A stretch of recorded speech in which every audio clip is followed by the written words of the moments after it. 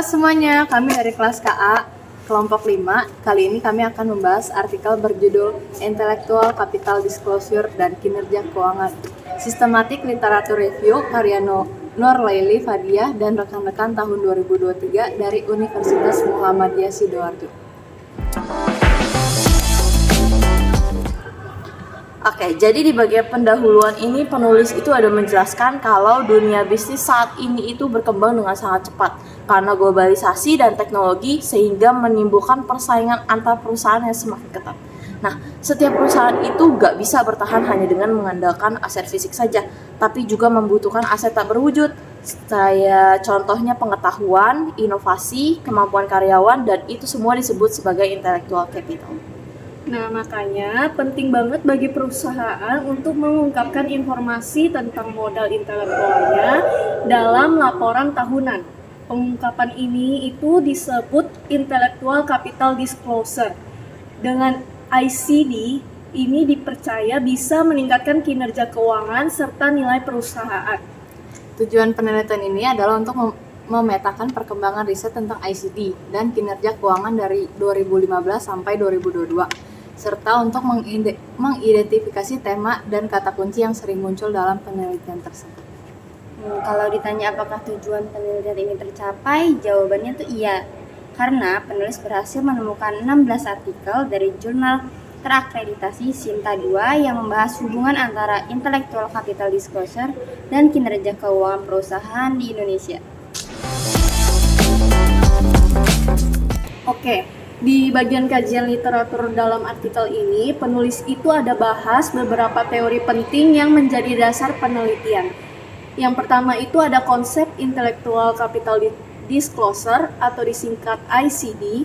Dan ICD ini pada dasarnya adalah cara perusahaan untuk mengungkapkan atau menyampaikan informasi mengenai modal intelektual yang dimiliki kepada publik melalui laporan tahunan mereka. Lalu, modal intelektual di sini juga meliputi hal-hal seperti sumber daya manusia, struktur organisasi, dan sistem manajemen, serta inovasi dan pengetahuan yang dimiliki perusahaan. Dengan kata lain, ICD itu menggambarkan sejauh mana nih perusahaan terbuka dalam menjelaskan aset-aset non-fisik yang menjadi sumber daya penting untuk menciptakan nilai tambah dan keunggulan kompetitif. Iya. Nah, menariknya itu pengungkapan ICD ini itu bisa dikategorikan dalam 3 bentuk utama.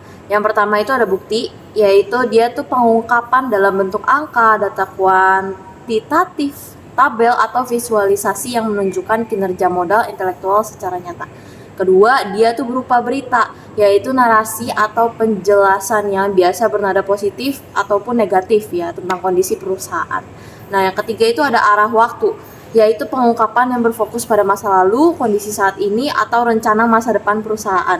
Dengan membedakan 3 bentuk ini, pembaca laporan keuangan itu bisa paham lebih dalam gimana perusahaan itu menilai dan mengelola dan mengomunikasikan modal intelektual.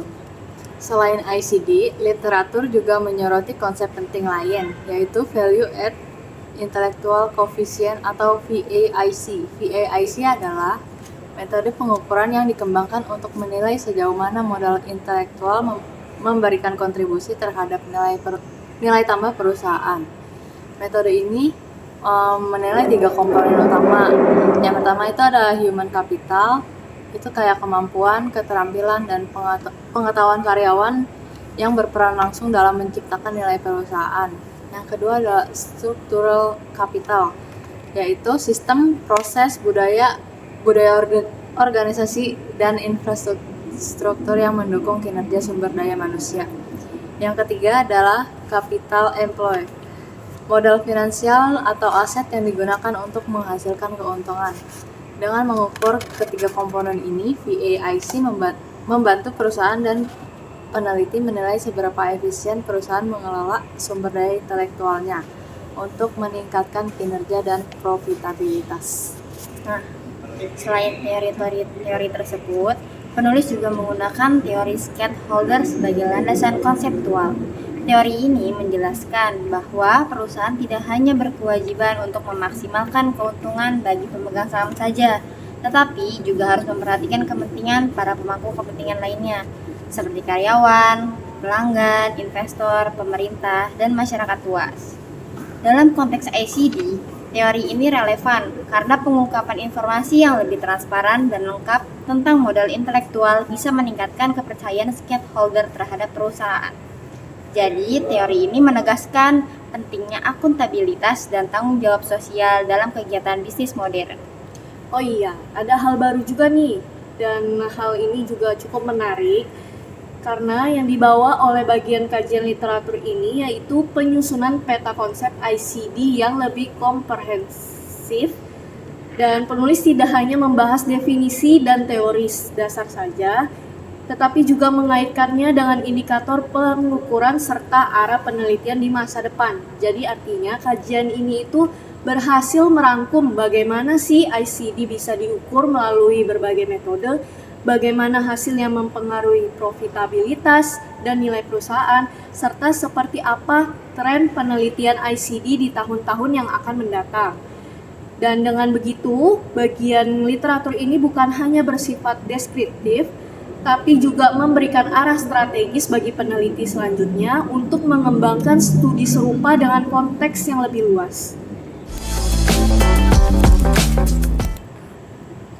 Masuk ke bagian metodologi penelitian. Artikel ini menggunakan pendekatan sistematik literatur review dengan metode deskriptif kualitatif. Pendekatan ini dipilih karena penulis tidak melakukan pengumpulan data secara langsung seperti survei atau wawancara, melainkan meninjau dan menganalisis artikel-artikel ilmiah yang sudah diterbitkan sebelumnya. Dengan metode ini, penulis dapat memetakan hasil penelitian terdahulu secara lebih luas, melihat kesamaan maupun perbedaannya, lalu menyusun pola atau kecenderungan baru yang relevan dengan topik ICD dan kinerja keuangan perusahaan. Iya. Dalam prosesnya, penulis itu mengikuti 7 tahapan utama SLR agar hasilnya itu sistematis dan terarah. Ya, tahap pertamanya itu dia ada menentukan ruang lingkup penelitian yang difokuskan pada hubungan antara pengungkapan modal intelektual dan kinerja keuangan. Kedua, penulis juga ada mengidentifikasikan kata kunci serta sumber data dari jurnal-jurnal bereputasi, terutama yang terindeks dalam Sinta 2. Dan ketiga, penulis itu ada ngumpulin artikel yang terbit pada rentang waktu tuh dari 2015 sampai 2022 supaya hasil kajiannya itu tetap relevan dengan perkembangan terkini. Ya, lalu yang keempat, penulis itu juga melakukan proses penyaringan ya untuk mastiin kalau artikel-artikel yang benar-benar relevan ini benar-benar dianalisis. Dan kelima, setiap artikel dievaluasi secara mendalam untuk pahamin metodenya, hasilnya, kontribusinya. Dan keenam, artikel yang lolos seleksi dikelompokkan berdasarkan tema dan kata kunci utama, misalnya hubungan ICD dengan nilai perusahaan, profitabilitas, atau kinerja keuangan.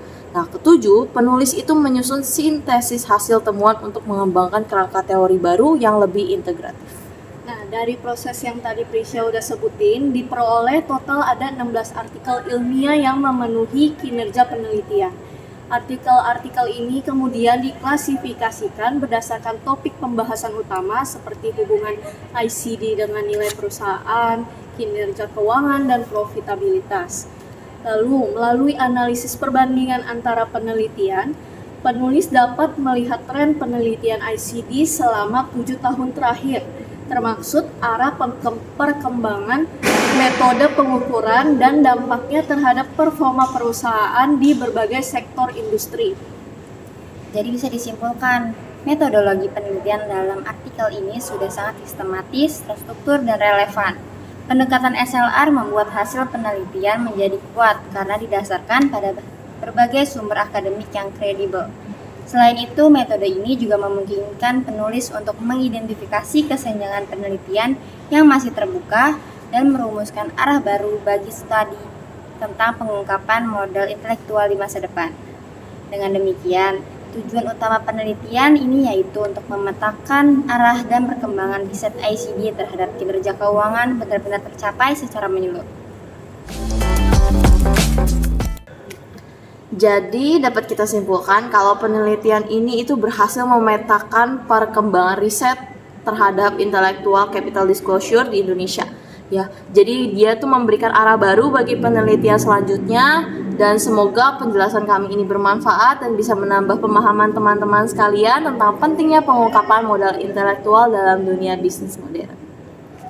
Terima kasih sudah menonton video kami. Sampai jumpa di pembahasan berikutnya.